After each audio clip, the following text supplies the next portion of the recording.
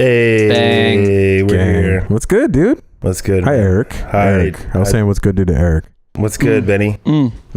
Jesse. Hey, guys. How's it going? And we got someone special with us today, Eric. Who we got? So this guy here, Travis with a CH. He's a young guy who I've watched grow quite a bit in the past, year and a half, and he's doing some pretty cool things in the community, doing some leadership stuff, and he and I were talking a couple weeks ago about something he was experiencing and journeying through in his life, and I was like, dude, you got to get on here, and I want you to talk about that experience a little bit. So this is Travis. I'm gonna let him talk a little bit about himself and tell you guys what he wants you to know. What up? What up? What up? What up, though? What's up, dude? Yeah, man. I mean, you're spot on, dude. I'm 21 years old, but I feel like I've lived Still a baby. Yeah. No. Yeah, but I feel like, dude, I've lived forever, though. Like, I know that's so off, and I know you're probably like, yeah, you're young as fuck, but like, in all reality, man, like, legit. Like, I always talk to like one dude in specific at work who like looks young, but he's old as shit, and like when I share my experience, his life just seems so bland. Like, it just seems so vanilla. Like, he hasn't experienced much. So like, I'm a little bit grateful to like already be in the program and like already have. Like, it seems like I've lived plenty of lives because, like, I did all the shit. Like, I was talking to him, like, dude, I used to exterminate bees. You did? That used to be my job.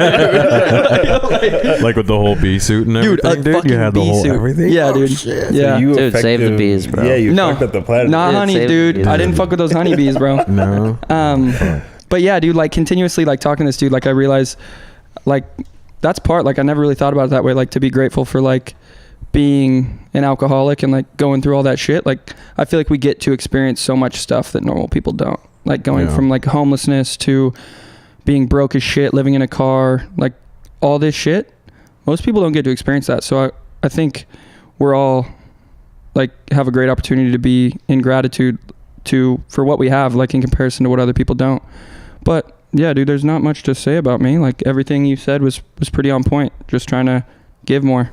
Bars. In life. We're lucky to have perspective, and that perspective is, it seems like just something like, it seems very casual to say, but when you come from nothing, we all come from decent homes, decent families, but when you come from a place of absolute desperation, I talk about that with a lot of my clients as well, that struggle, that desperation is the best thing we had going for us, because it allows you to be coachable. It allows you to say, whatever the fuck is going to give me something different than what I have right now. And in that space, and that desperate spot is the best spot to be in, because your life only gets better from there, and you then have perspective. You have something to compare it to, and it makes you grateful for the little things, the little tiny things. Like, when I experience like being a parent and doing the things that I do, I'm always like, what the fuck am I doing here? It's almost like it's surreal, because we're not supposed to be here. I know people say that all the time, but statistically, the odds are not in our favor. So you just gotta, be grateful, man. Second chance at life, dude. Yeah. It's really cool. Thank you for sharing that, Travis. Yeah, it is. It's like a second chance. You know what I mean? Yeah. And I think that you have a really interesting, like, cool story. Like, whenever you tell me when we're just like shooting the shit, I'm like, damn, dude, I didn't know Travis had all this cool, crazy stuff going on all the time. So I'm really grateful that you're my friend and that you can be a part of this too. It's really cool. 100%, man. And not many people get to start from ground zero again, Yeah. It's like we graduate high school, go on to college, go on to get a job, whatever it is. And we're just going with the program. And it's just like, this is what I'm stuck to. Yeah. This is what it is now. We all got to restart. Not really that it was the ideal way to do it. Well, and you get to, what it teaches you can restart wherever you're at. You can always be like, all right, I'm going to get well. And you may be doing fine financially, you may be doing fine in other places, but there's always a better place to be, and we're always in this state of growing. And if we don't grow, we're going backwards, right? They say that, like, if you're not actively working on moving, so for us, it's not just we got to start over once. We get to change whatever, change our lives whenever we feel like it, because we have a solution that does that for us. We're never stuck. I always say that we're never in a position where we can't change, and that's it's lazy when people say that shit, like, this is just the way I am. Like, it's so fucking lazy. It's so annoying, dude. It's so whack, dude. Like, okay, so you just give up on growth. You're just gonna be this shitty way for the rest of your life. Yeah, complacency. But I say all the time, dude, I don't take this for granted. Because like I think being a little closer to being that on that rock bottom, not forgetting where I came from, I think is the most important for me, to kind of move on day to day. And I think I get to share that with a lot of people around me and stuff. But dude, I don't take this for granted. Being able to start from scratch and build up on like honesty and truth and like a real solid foundation, it's something I can't give up, dude. I can't. That's one of my, like, that's the craziest thing for me, being young, like being 21, working in a culture that's like so family oriented. Like it seems like we're family in the workplace. Seeing like everyone's like, hey, let's go get drunk, dude. And I'm like, the last time I drank, I crashed through someone's house, went into an alcohol-induced coma. Like, I was fucked up. They're like, oh, whoa, really? And like, before I worked at the place I work at now, I worked at Olive Garden, dude. And there was a point. I never worked. I can't imagine, like, well, I heard on the last podcast you work at like a school, private school, so probably don't experience this too much, but like everyone's fucked up. Yeah. Like in a restaurant setting, and I didn't know that. And I'm in there, and they're like, you wanna go out on break and smoke a blunt? I was like, no, I'm good. Oh, do you want to smoke some weed? I was like, I'm good. I don't do that. They're like, okay, well, do you want to drop some acid? They're like, Jesus Christ, dude. They're like, we all do it 30 minutes before we get off to like see if it hits before we leave. We got to rush. And I was like, man, fuck that. It's crazy, man. Stressful. Yeah. That's crazy, dude. Yeah. Oh, no, dude, the restaurant industry has like a pretty big drug culture behind it. I know for me, like I think like working in the kitchen, it's almost like it's like being in an abusive relationship sometimes, because the shit sucks. It's really not as glamorous as fucking TV makes it, or like all these fucking famous chefs and stuff. It's not like Hell's Kitchen. No, dude, it's really not as glamorous as that shit is. Like, it's hot. It sucks. You're on your feet forever, right? And you do all these things, you put it out, people complain, people love it, people whatever. Yeah. And then it's done, and then you got to clean up, dude. You got to scrub down an entire kitchen, sanitize it, dude, like do everything, right? So it's really not as glamorous as it is. So sometimes it is, at the end of the day though, it is really fun. I love it, dude. I wouldn't trade my life for anything else. But sometimes, dude, it just gets really hard. Is it a religious school? No. It is a spiritual school though, but I can't really say where I work. But yeah, it really, like, I put like the type of person it attracts really is a very certain type of person, which would be like me and you, really, like who would work in a kitchen and stuff. Las drogas. And there's a big I guess like drug culture in it. There was this one episode of whatever, one of Gordon Ramsay's show, and he had like a fucking little cloth thing, and he goes, and he was tested for coke, and it's everywhere. And he's like showing the restaurant owners, and they're just like, oh, like you motherfucker. Wait, he was swabbing and just swabbing coke, like the back of the toilet, on top of the toilet, everything, like, fucking and it's like savage. he just like throws it up in the air and it turns blue, dude. Like there was just coke residue everywhere, dude. And so and he goes and shows the restaurant owners, and he's like, look at this. He's like, there's cocaine everywhere. And the restaurant owners, they knew, dude. They knew. When I worked at Olive Garden, there was this. I was on Sports Arena, so homeless people coming in all the time. Oh, yeah. And these homeless people came in, or one dude, he came in and he's like, hey, can I get a spoon? And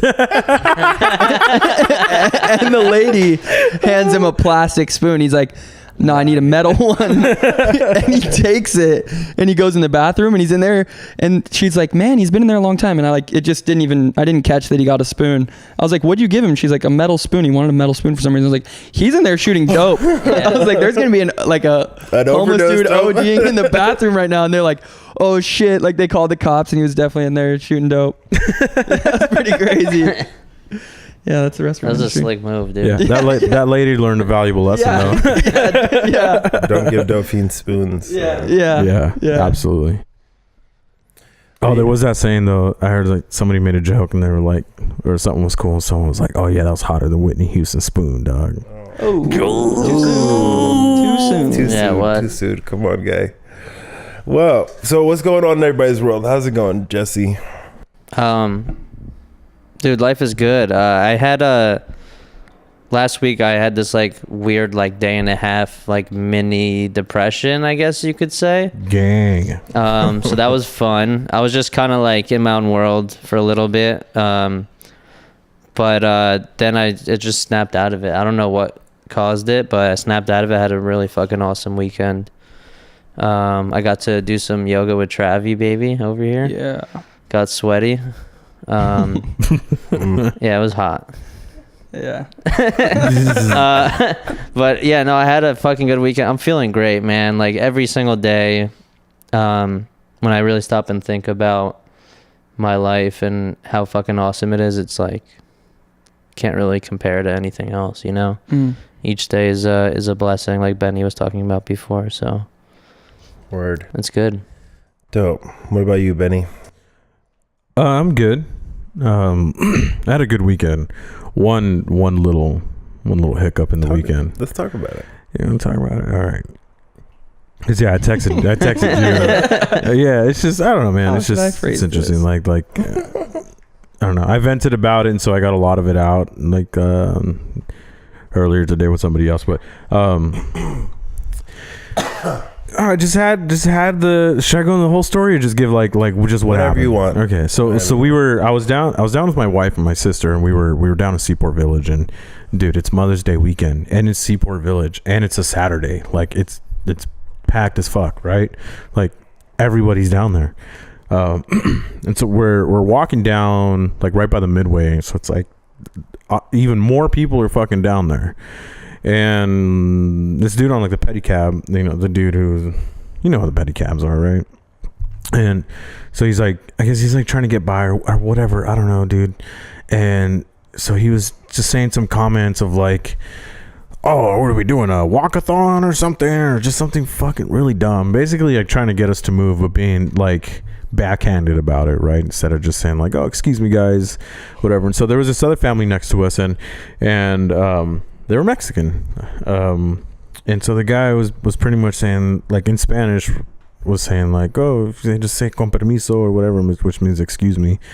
And, you know, like, we'll be more than happy to move, you know, just ask us to move, right? And the dude says a couple more, like, just stupid shit or whatever. And then he gets around us, drives off, and then we get to like this little intersection or whatever. And then he like circles back and then just gives the classic, we're in America, speak some goddamn English. And from there, dude, I just had this switch just flip and just fucking boop. And like I just stopped and I like was walking to the guy. I was like, what'd you fucking say? So what'd you say? What was that? Right? And I was just, I don't know, dude. Like it was like having an out of body experience. Like there was just no stopping it. It was just automatically happening, right? And I was walking to this guy. I was like, starting to walk up to him, and then like Lauren had to like fucking drag me, like my wife had to drag me away from him, because like I was gonna throw some fucking heaters, dude. Like, and we, you know, like, and we've had this context. Benny's been boxing for 2 like, weeks. Get the fuck out of here! Fucking hands, dog. Get the fuck out of here! Like, I've been waiting 3 months for this.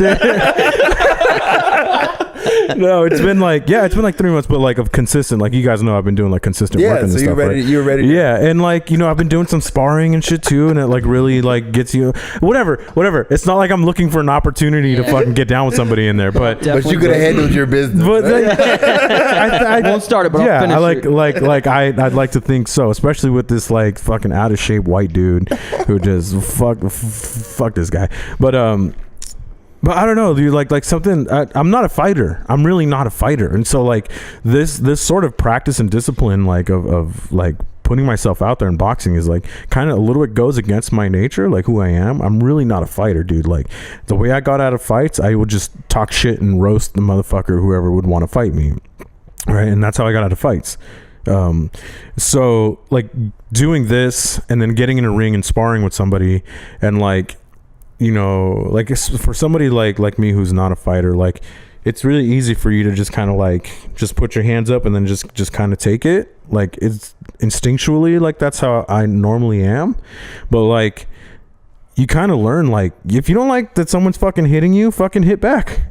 Right? Yeah, dude. You know, like if you don't like it, like this shit sucks, like you're just gonna sit there and take it, or like you hit back. And so you do, so you learn. And so like it just kind of like, and then it sort of kind of goes into, and this is why like having a discipline like this is like really awesome. Is that giving you confidence. Exactly. And so it just like it like bleeds into your other instincts, and it makes you stand up for yourself in other ways. So like in these 3 months, like it's also like, and it's not like I'm out there like talking shit to motherfuckers, like looking to throw hands with anybody. It's just like, no, it's just like, no, I'm not. He's like, you know what? He's like, dude, you know, he's like, there's a cage fight in a few weeks. Oh my god! Like, I think I'm gonna do a cage fight, heavyweight class. I think. No, so it just kind of teaches you to stand up for yourself a little bit. You know, to like just don't take the shit as easily, and like, you know, not to be an asshole, but like there's just in its correct context, I just kind of stand up for yourself. So Lauren had to like kind of peel me away from the dude before, like, because I was fucking in it to win it at this point, dude. Like to just prove my point.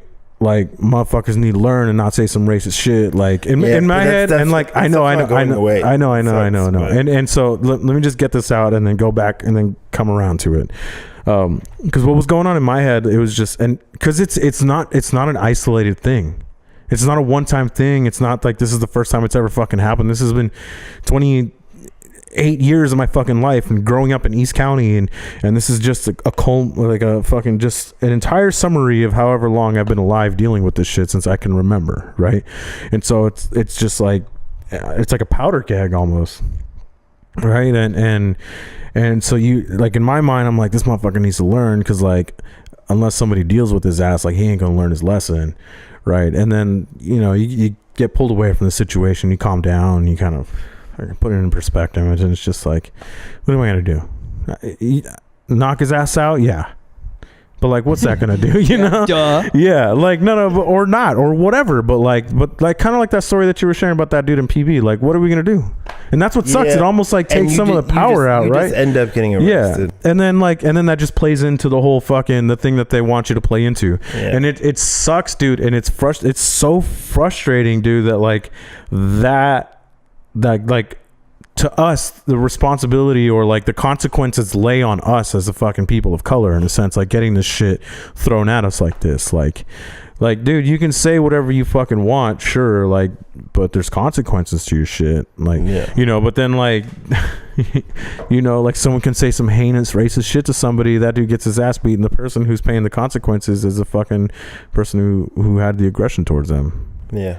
You know, like that sucks, dude. What's the interesting thing that like the appropriate reaction is the one that's not the first to mind. Do you know what I mean? Yeah. And the instinct is like someone is like threatening me or the people around me, like I need to stand up and do something. And I mean, that's like a short-sighted outcome, you know what I mean? You get cops come, shit doesn't turn out well. But what is the answer though? Like how are you supposed to handle a situation like that? Like looking at it from a different perspective. Oh, dude, what do you think? What do you think? I've handled it a few different ways in my life. I've definitely beat a few people up and been arrested, you know, stopped for it by the cops. And I said, I'll go to jail for that every time, you know?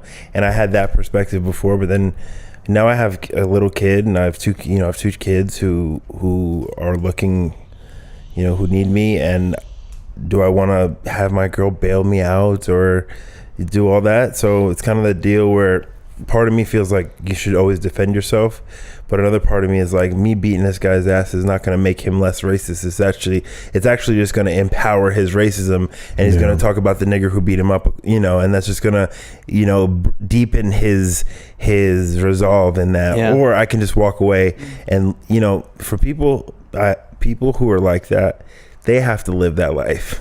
That sucks. You know what I mean? To just live in that place your whole life. That's where and that's honestly the insult I have to a lot of people when they say something to me. It's like, look at you. Just look at you. I'm not gonna fuck with you because you have to live that life.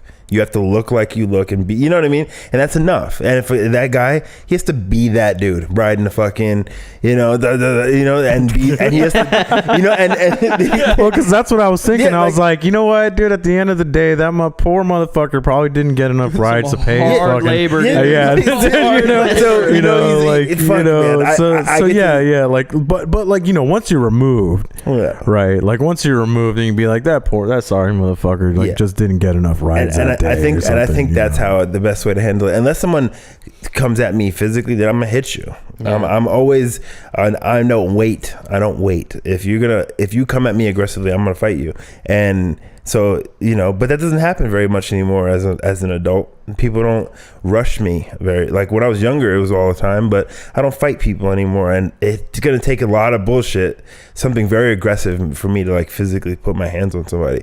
But yeah, when people have to live like that, you know, and I feel bad for them, you know, which that's what, isn't that what you're supposed to do, is be like, pray for them, right? Yeah. Like it's like some form of like pity or compassion in a way. Yeah, empathy. Just like empathy. it's just like, oh Empathy. man, like it kind of sucks, and like you said, to have to live that way, like to be constantly like quick to being reactive or angry at people that have done absolutely nothing to you, you know. But yeah, I think that's the move. It's just like, hey man, that sucks that you have to be like that, you know. Dude, and I can't see his point of view, like he's correct, but I lived that life, man. Like I grew up in a household where my dad was very like, what's the word? Prejudice. Well, yeah, absolutely. But like, situationally loving, like, oh, you did this wrong, I don't love you now. Or so I found a really good way to connect with my dad, and that was through racism. Okay. That was through sexism. That was through whatever it was, homophobia. Like if I could just say some racist shit, my dad give me a pat on the shoulder, be like, yeah, that's my son. Oof. Like that's my son. And he was like, right on. And so growing up in that environment, it's so hard to like even say, but it almost becomes the truth. Yeah. You genuinely believe that. And it's so hard when you're on the other side to be like, how can you think this? How is your mind so small to believe this? And it's really crazy, but I can understand where he's coming from because I grew up in that environment. I grew up where that was funny, that was okay. You genuinely felt that. Like you felt angry about it, about racist shit. Like you would get worked up and get angry about it. And it's so crazy. And being on the other side of that, that led to like a lot of resentments towards my dad. Yeah. Like no one is born racist, you know? Like that just doesn't happen. So for someone to intentionally bring you up with racism in your life and like hate, it's so fucked up, man. It's so fucked up. And I was super duper resentful and looking at my mistakes or my part in it is like, why did I never form my own opinion? Why did I never tell him I was down with it? I wasn't down with it. You don't really have a choice. You're actually early in your finding out who you are as a person.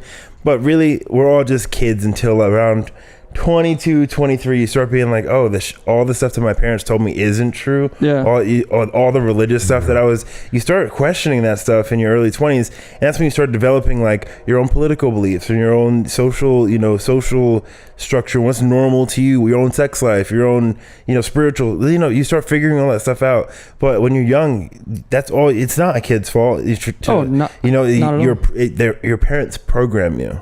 And that's me as a parent. I'm programming my children. I want to program them with open-mindedness. That's my goal. Is be like, hey, dude, doesn't matter what people look like. Doesn't matter. I program them in that way. But there's all kinds of different programming, and you see it in the world. You see a lot of people who have maladaptive behaviors. No one's born with those. You grow. You nurture those. Your parents nurture with their own baggage, and no one gets out of this thing fucking clean. Everyone, you could have, I was thinking about it with my kids, you could have the best parents in the world. My parents were great, and you still will come up with like things they did wrong, like they shouldn't have did that. Every kid does that.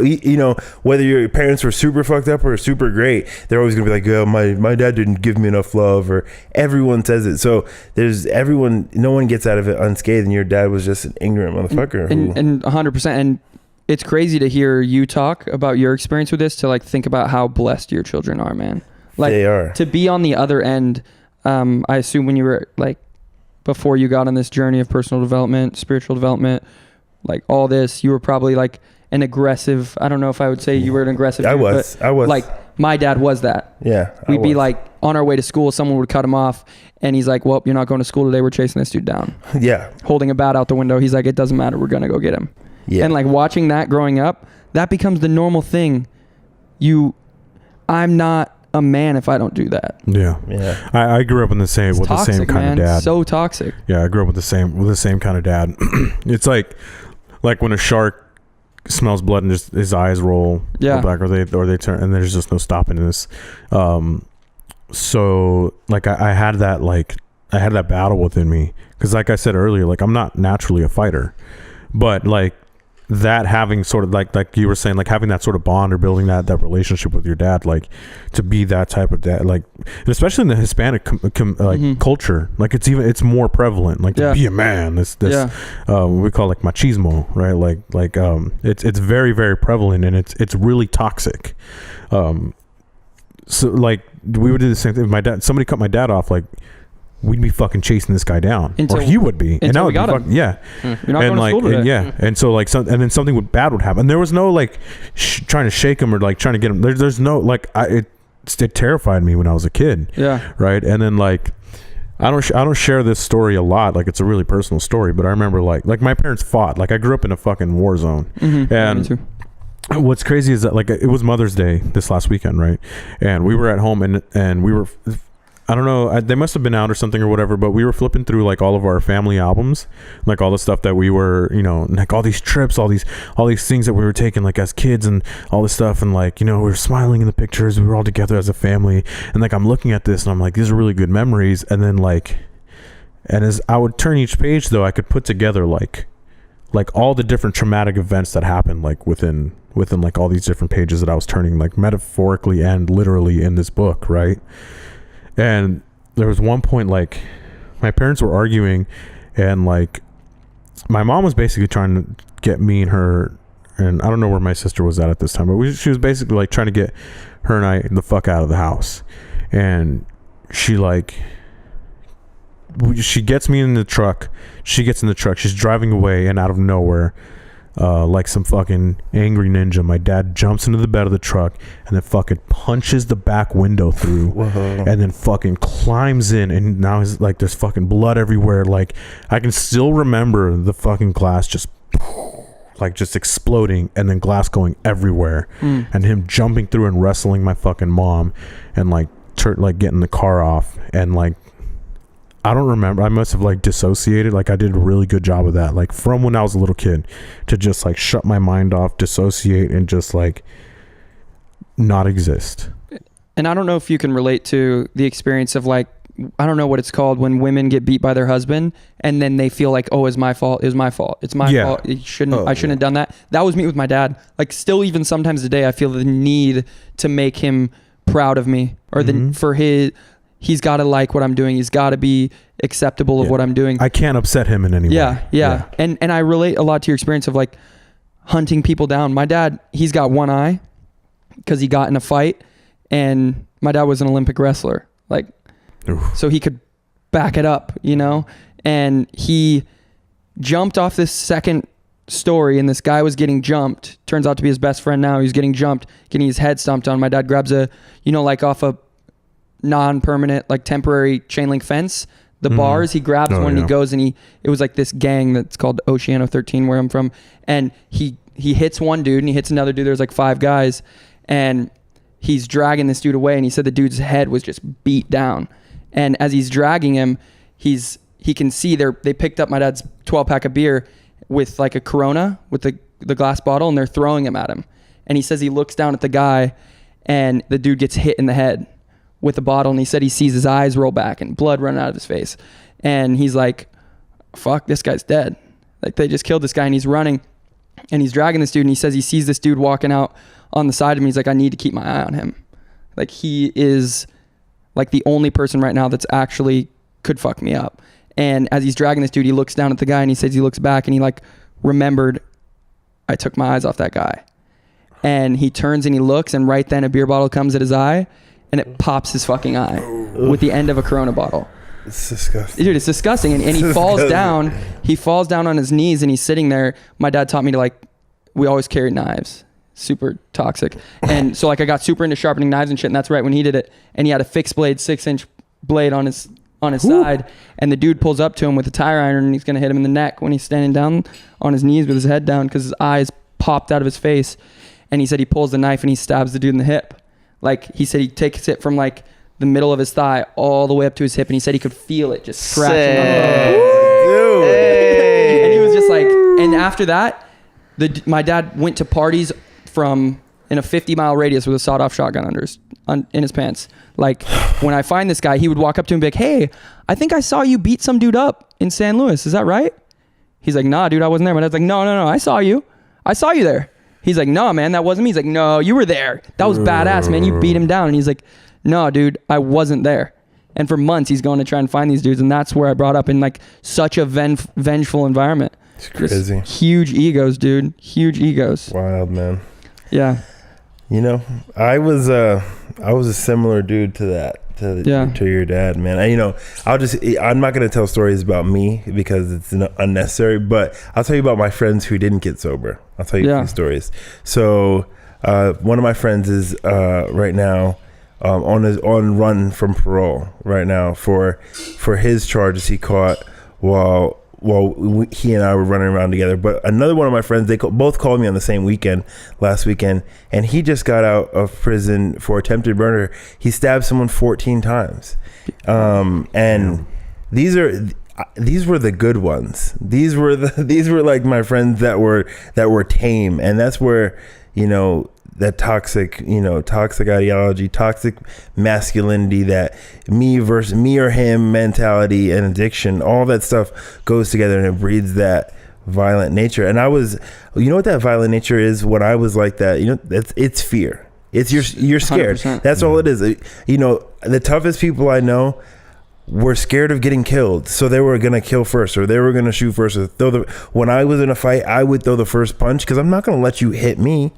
It was out of fear. It wasn't out of like, I'm a badass. It was like, nah, dude, I'm not going to get knocked out. So let me knock him out. I'm going to be intimidating enough that you don't fuck with me. Exactly. So it's all fear. And it's super sad to see people just live in a life of constant, like, you're physiologically, you're just on the state of alert all the time. It's exhausting. But then let me tie this in, in the Black community and in impoverished communities with a lot of violence, we have to remember that that's why those, a lot of reason why people are like that. There's trauma. You're scared of, like, even a stray bullet hitting you at any point in time. Think about what that does to the psyche. Yeah, and I think a lot of times we talked about that when we were talking about, gun rights.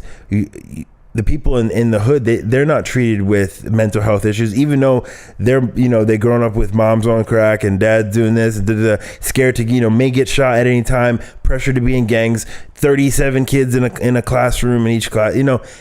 That all that stuff affects people's psyche, and it leads to people walking around on edge, thinking, like, just trying to survive, even on a subconscious level, and it breeds that level of fear breeds hostility. Even if it's not physical violence, it's verbal abuse, or it's just maybe even abuse to yourself, violence to yourself. I've been been in my head where I'm like, in fear of whatever experience, and I'm like beating myself up in my head because I'm just trying to survive. I'm not actually living my life. I'm just trying to manage things. I don't know, man. It's that place of fear. It's a sad place to be. I was having a conversation with my sister because, like, over the weekend, because we were, like I said, we were out together, and one thing I can say is that the cycle of all of that, at least, like, it ends with me and, like, other people in my family and some of my cousins. Like, some of us are ending it already. It's like with my dad, that's what it was. It was just a reaction to trauma. It was a reaction to growing up in the same sort of household. It was his dad was like that, his grandpa was like that, and so forth and so forth. And even with my mom, you know, her mom was like that, her mom's mom was like that, her parents were like that, and that's how it was. And when you have a trickle down of trauma, it just flows over into the next generation from you, right? Generational trauma is a real thing. And so like one thing though that I can't say comfortably though is that at least though that ends with me. 100%. You know, and like at least it ends with you and like all the stuff that we've gone through. Like at least like now, like what we can do to change that is to not have it continue into our children, just like how you are doing. And I'm so grateful for all of that. Yeah, we're very beyond grateful. We're very lucky. We're very lucky to get to raise people, but you know what? They're still going to be fucked up, but they're not going to be fucked up in that way. Yeah. You know, they're not going to be fucked up in a hateful way. My kids will never. They don't know any.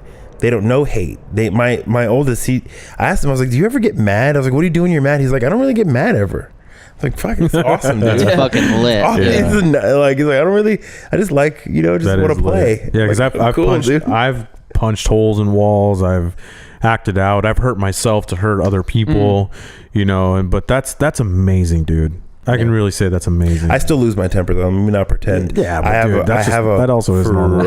based on like what you've told me and how these kids break you sometimes, dude. You know what I say? You know what I say? And they'll be screaming in the other room. I say, everybody's gonna get beat. I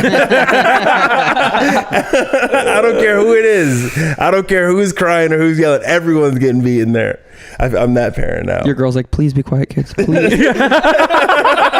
No, but they know I'm never gonna beat them. It's just like, you know, it's just me saying it. I've never even come close to hitting them. But you just gotta say it. And think about the other end. Imagine the people with super passive dads and like people who their dad was just like that. They probably looked at people who were violent and angry as like, that's badass. Yeah. But instead I get to grow up on the other side where I get to see someone act out. I get to see someone scream, chase people down. I get to be like, man, you look pathetic. How much more power are you going to give this random person in your life? You know? Yeah. I was talking about it with my client this morning. No matter whether you're the best parent or the worst parent, your kids are always going to think you fell short. And that's everyone. Our parents will never have done enough. But what I hope is that my kids are not murderers and abusers.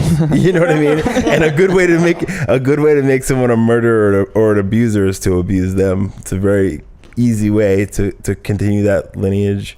You know? Yeah, they always say like and always. I don't know why I said it that way, but I've definitely heard before. You know, you're raised by your parents, and then you spend the rest of your life like undoing what your parents did. Not to say that all parents do bad things or like, but you know, I know for me, like I also had a very toxic relationship with my father. And you want to talk about generational fucking trauma, like, you know, my dad's side of the family is like Syrian Jews. So like they were like literally forced out of the country. Like they literally had to pick up everything they owned and leave Syria or they're going to get killed. And he grew up in a very volatile, he was like one of 12. His father died young. So there's a lot of trauma there. And like growing up, all I saw was anger. That was like the only way to deal with things, you know? And I like what you said, like it ends with us, right? Because like me and my brother, we don't have that, thank God, you know? We get to like change and deal with those things. But I think it's important we're having this conversation about toxic masculinity, you know, because I think for guys, a lot of people don't get to voice this stuff, or they don't have people in their lives that they can confide in and talk about this stuff. It's really important because if we're going to grow as a like human population and erase a lot of the negativity around masculinity, you know, we have to have these conversations and like share on a deep level like what we believe it could be the source of the issue and like how we can go about changing our future. We're all jacked up, and the years of pretending that we're all fine we're looking at what it's producing. We have the generation and the generations before us are now governing, and look at the world is, you know, the culture that is around us now, that we were raised in is just doesn't work. It just doesn't work anymore. So we're forced, people in our generation are forced to feel and acknowledge those feelings, so we at least don't keep that level of oppression down, that subconscious oppression that men have, you know. And I'm not a male apologist. Like, I don't believe in doing that either, because we're dudes and it's the way, you know what I mean? But I acknowledge that there is definitely subtle oppression from men all the time. And what do you mean by that? So what do I mean by subtle oppression? Just like subtle oppression by women to men, or by men for being masculine? There's levels to it. Society. From male society, from society in itself, but typically by straight white society, not on purpose. Not on purpose. For being feminine or being too masculine? For being feminine. For like of oppression of even like showing emotion, sharing your feelings, like being able to have conversations about shit, and like, nah, it's all good, like, don't worry about it, bro. There's a very subtle level of oppression in that regard that we're undoing now with like seeking help. You know, there's a big thing in the Black community right now about Black people going to therapy. Like in our community, it's like, no, you don't need that. Like, the fuck, we need it more than anybody, you know. And now it's breaking now.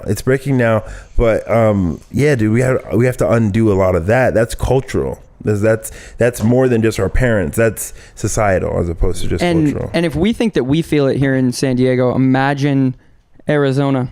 Imagine where I'm from, Northern California, dude. Literally my whole high school years, I wore boots every single day. I'd be in PE class with cowboy boots on. Like an idiot, dude. Out there playing pickleball with fucking cowboy boots. Because I'm a chameleon, man. Like, wherever I need to fit in, I'll fit in. Word. Because I'm like terrified of what other people are going to think of me. So going home from being in San Diego for 2 years now, like having my ears gauged and a nose piercing, my dad's like, what the fuck is that in your face? He always told me, if you ever get your face pierced, I'll rip that shit out of your face. Ooh. And now I'm just like, he doesn't say that shit anymore, but like being fearful to even go home because it's like, oh fuck, dude, everyone's gonna talk shit. Everyone's gonna talk shit, and then I get to like be realistic about where I'm going, and I'm not the man that's gonna come and change this place.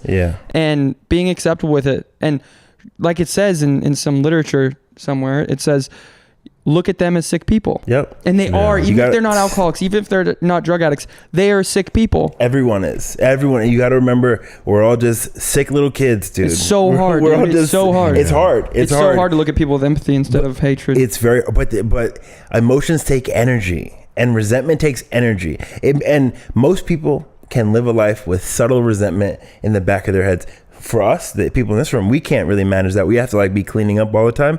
But some people can manage it, but it's exhausting to have that. So some people don't even acknowledge that they're experiencing that, but to have subtle, like little resentment in the back of your head all the time is using energy. And for me, I choose today to not. Why do I need to be mad at my dad for? What is that going to do for me? What, being mad at the kids who were hella racist towards me and fucked up to me, what is that going to do for me? It doesn't solve any problem. It actually makes the problem worse. It makes any problem I have worse. So let me make peace with all that. I never have to see him again. I don't have to fucking talk to him. You know what I mean? I don't care what they think. It doesn't serve me, you know. It doesn't serve me to dislike, even to dislike someone. There's people I don't fuck with, but like to like dislike them, it's too much energy. I don't have it for people, you know. Last time I was home, I was at this Denny's. It was a super cool experience. My little brother, who I was really, really bad to, he said, "Hey, I'm going to Denny's with my girlfriend. I really want you to meet her."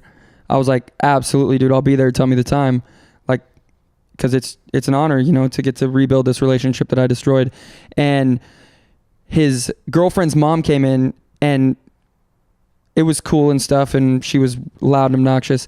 And later that weekend, she came to my family's house, and my girlfriend was there, and I'm just wearing like a black striped shirt, some black jeans, kind of skinny, not Not like Eric's. Not Eric's skinny. But, and like some just black Vans. And for 10 minutes straight, she goes, I thought you were gay. You look gay. You're gay. You're gay. You're gay. You're gay. For straight like 10, 15 minutes. And I just sat there and I handled it. And only at the end did I reacted. And I hit her with like and when mine's kind of like if you take a buoy and you push it down underwater and you just push it down a little further and a little further and a little further. And pretty soon that thing shoots so fucking high out of the water. And I was really fucking mean. Super mean. What'd you say? I don't remember, but it was fucking mean. I told my stepmom, I was like, looks like you're having a midlife crisis. You ever wash your clothes? Like some really mean shit that I knew would hurt her. Yeah. And because that's my natural thing is like, I'm going to hurt you now. And after the fact, I got to go and make an amends to her and be like, hey, she was like, hey, I'm really proud of the way you handled that. I would have kind of lost it in that situation. I said, hey, I was wrong for the way I acted towards you. And it's so refreshing to get to go home and like, just let it go. Let it go and just watch them not and look at them with empathy, or at least try to, and it's fucking powerful, man. It's so powerful to get to be this blessed. Yeah. One thing that I really had to work pretty hard to do was because my parents are totally different people now, right? They're not the same people that they were when they were raising me. But one thing I had to do was like separate who they were and who they are, and be able to move forward and build a relationship with them starting then till now, right? And like letting that stuff go to then like build on a better foundation and like move forward in life. And like that was pretty liberating, right? It wasn't easy, right? Because you want to hold on to these things because it gives you like that power to get angry. Or it gives you like, it drives you to do. Yeah, it feels good. If people like it, sometimes it feels good to like be like, fuck this. You just walk around. Fuck this motherfucker, dude. And you like kind of like it. You know what I mean? You enjoy being mad, you know? Like it's weird that it feels good sometimes, man. Yeah, but it's long in the long term, it's super gross. Well, it justifies your emotions. Which is like, absolutely. okay, I'm fucking right in this situation. Yeah, like, you fuck get to be this right. person. Yeah, dude. But I remember the time that moment came, and like taking that breath and being like, all right, dude, let's just go forward. And then like that was a beautiful moment, man. Yeah. So, yeah. And I don't know I assume we all have made amends to our fathers, and I got to right my wrongs to my dad. And this was the craziest part for me was I let it out. You know, I spilled my guts in front of him. This is how I wronged you. This is what you can count on moving forward. Did I forget anything? We went through it all. And at the end, he started to do it to me. He started to tell me how he was wrong. And instead of like really dropping into like my emotions in that point and receiving it, I just went, no, you're good. Like, don't worry about it, dude. I'd have done the same thing. And I had an experience where I got to confront my death in a meditation, and I got the opportunity to give my last words, and it was to my dad, and it was that I forgive you. So like, I still get to have a conversation with my dad, and I get to tell him everything that he did that hurt me. And I'm so scared, but I know it's going to have so much power for me to like look at his part entirely. Look at how he affected me. 'Cause I mean, you're a parent. You don't forget the bad shit you did to your kids. You remember all of it. And and that's why you have to tell yourself they're gonna get fucked up either way. They're gonna, you're not gonna ruin them.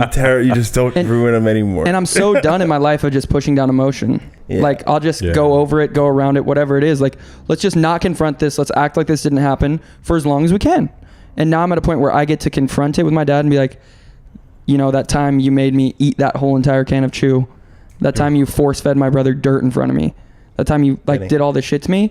It was just like not cool. So I'm super pumped to get to have that conversation with him and tell him everything you did that hurt me, dude. It's gonna be powerful. Super interesting you brought up amends, because I'm going to Florida this weekend.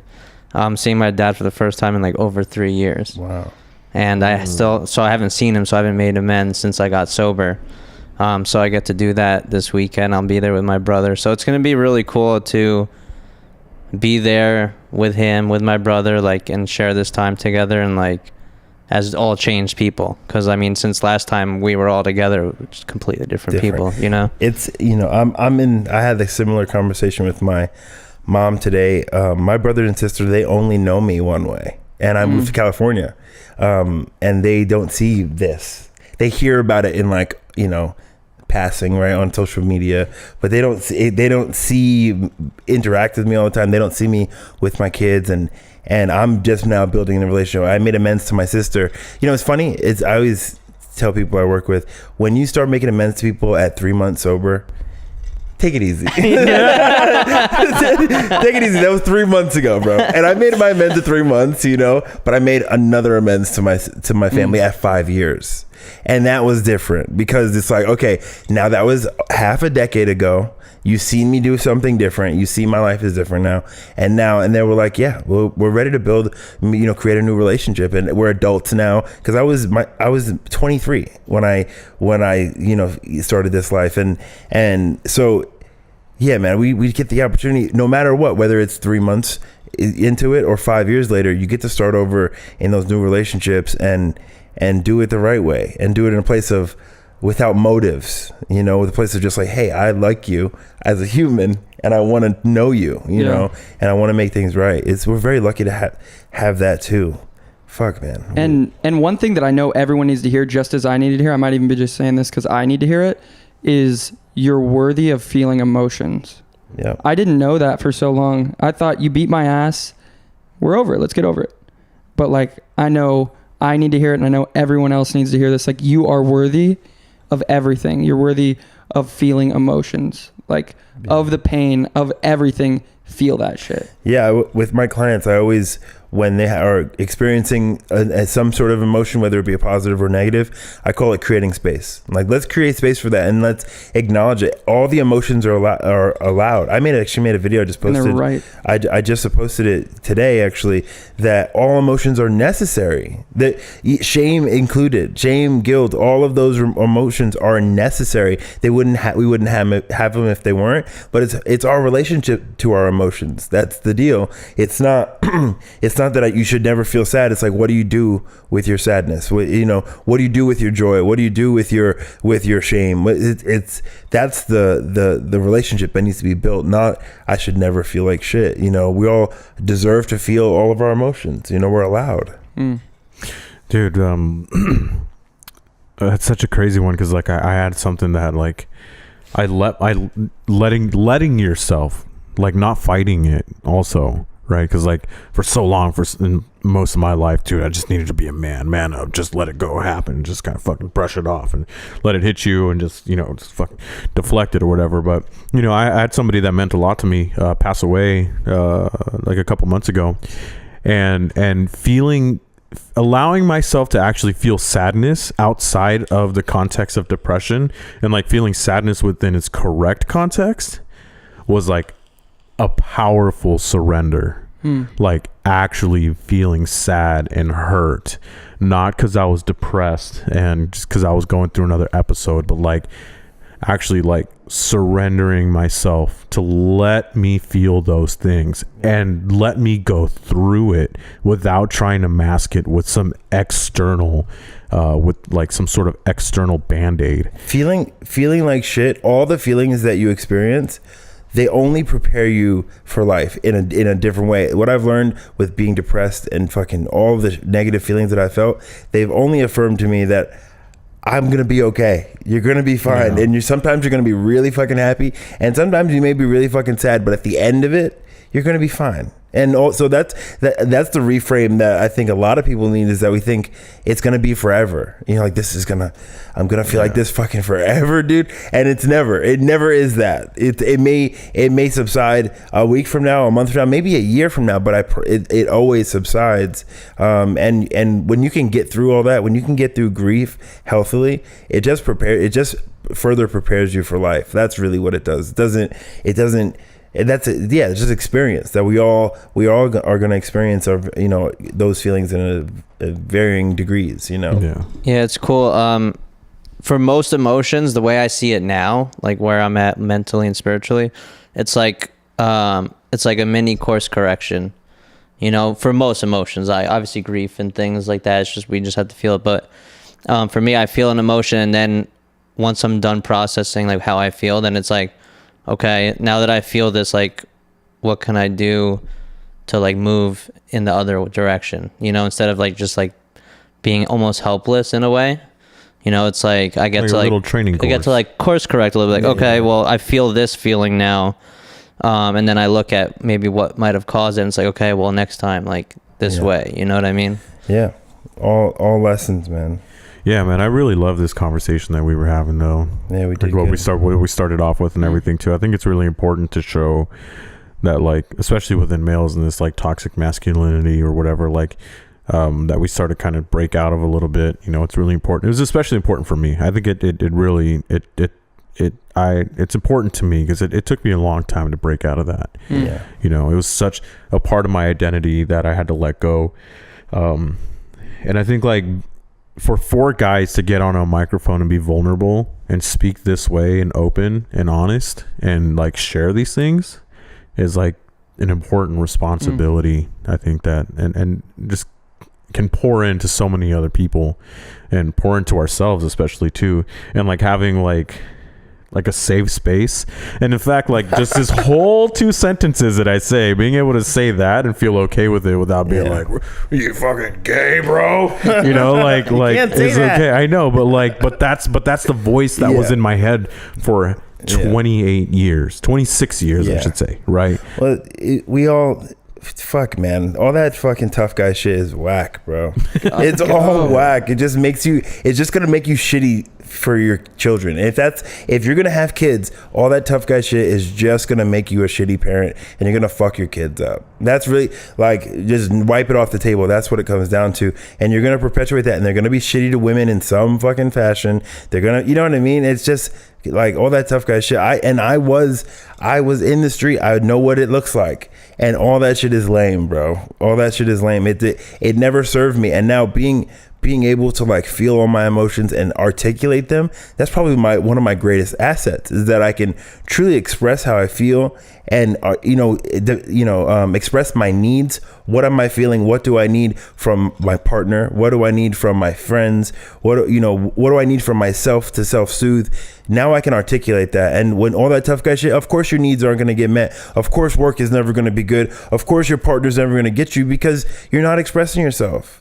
You know, you need to, once you can acknowledge your emotions and then articulate them, then you're becoming a well-balanced person. But if you, it's always that saying, acknowledging a problem is the first step of the problem. If you can't acknowledge your feelings, what growth is going to happen for real? You know, external growth, you may change your job, you may have nicer stuff, but as a human being, are you growing, right? I don't know, man. I don't got answers though. I'm just talking shit. Bars. That was bars. All right, guys, we got to wrap it up. Getting to an hour. Can I plug some stuff? Yeah, dude, go for it. So for my fitness and lifestyle coaching, go to bigmoodcoach.com. You'll see all of my services, and you can fill out a contact me area, and I'll get back to you. And my Instagram is Eric_bigmoodcoach. Thanks for coming in, Travis. I really appreciate it. That was really awesome. Thanks for having me. Yeah. So in case you guys are wondering, our intro song and our outro song, it is called Gloomy by K Sounds. So if you guys are digging it, look it up, download it, do what you got to do, and we'll see you guys later. Thank you very much. Like and subscribe. That too. Peace.